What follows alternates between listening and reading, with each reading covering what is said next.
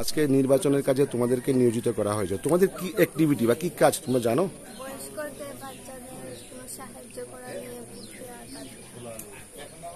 তোমাদেরকে সাহায্য করবে, মানে হেল্প ডেস্কে আছো তোমরা। তোমরা কোন স্কুলের ছাত্রী? তোমার নাম? এবছর তোমাদেরকে প্রথম নিয়োজিত করা হয়েছে ইলেকশনের কাজে, কিরকম লাগছে? তোমাদের ফিলিংসটা কিরকম?